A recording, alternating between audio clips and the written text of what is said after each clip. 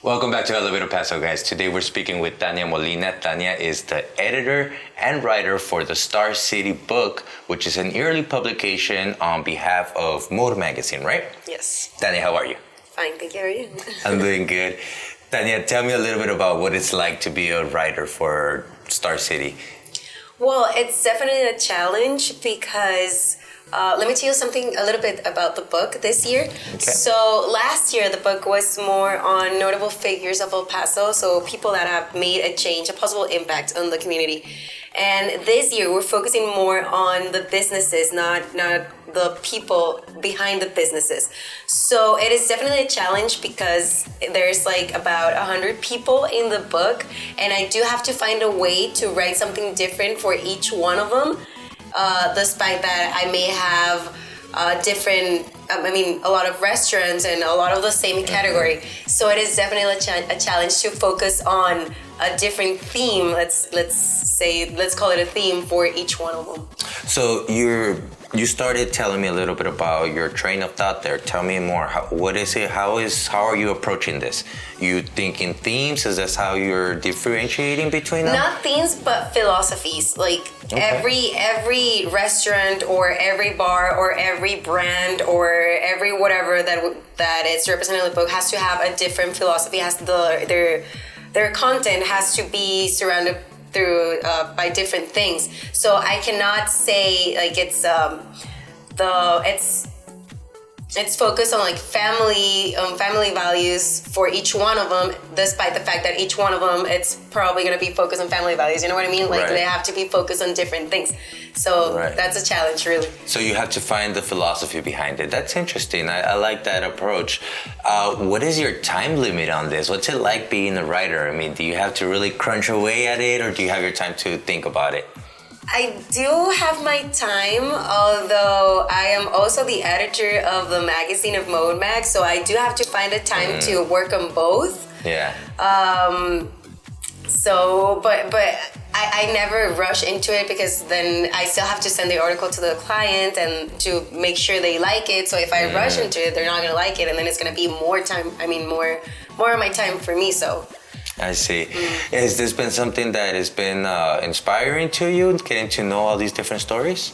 Yes, of course. And El Paso, you get to know El Paso more and the kind of people that you have and how a lot of people are willing to grow on El Paso and to make it not only a bigger and better community, but they believe in the potential of El Paso, so that's definitely inspiring.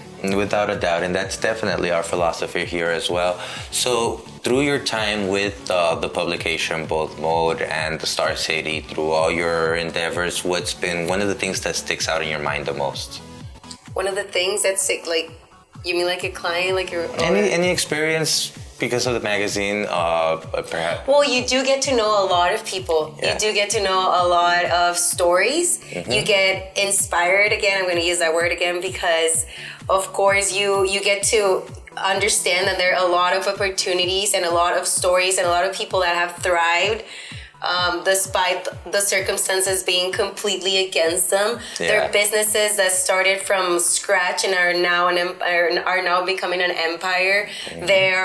We have talent of all kind. We have entrepreneurs. We have artists. We have everything, and that's what we're trying to portray with this book. Yeah, tell me a little bit about what we could expect to see in this new coming book. Well, there's this, I'm going to tell you about a couple. Okay. So, Lindsay Ariadne, it's an artist. Yeah.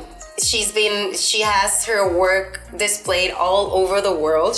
But she's from here, original from El Paso. She recently was part of a huge art festival in Miami, and she displayed her work there. And she loves El Paso, and El Paso gave her all the motivation and everything she wanted to everything she needed to become the artist she's now. Right. And we also have Fit Fuel, which is a meal prep restaurant that is now, I think they have their own restaurant buffet. And it started with the dream of a teenager that started making meal preps for gyms, and now he has an entire franchise that space here in El Paso. So, or like for example, Good Times, which is a bar that most of you should be familiar with in Cincinnati, which is now an empire as well of a lot of bars, and it's thriving in the entertainment and nightlife industry here in El Paso. So it's definitely a variety of different businesses, yes. And all of them have had their own impact. What is the impact that you're trying to get across with your stories? El Paso overall, like I want to, because a lot of people think that they have to leave El Paso to make their dreams come true. And that's an ideology that I've seen a lot, that they think that El Paso does not have the potential for them to thrive or to accomplish their dreams. And what I'm trying to get across is that El Paso has all the tools, everything that you need to thrive. And it even has more, because right now it's growing at a fast pace, and it is better for the people right now to be part of that change, to grow with it, than when it is already a big city with a lot of competition. Right. So that's what I'm trying to get across, that El Paso has every single tool that you need to thrive exactly as a person you want to thrive. And I think that's a perfect note to drop this on. Thank you so much. Thank you so much for having me.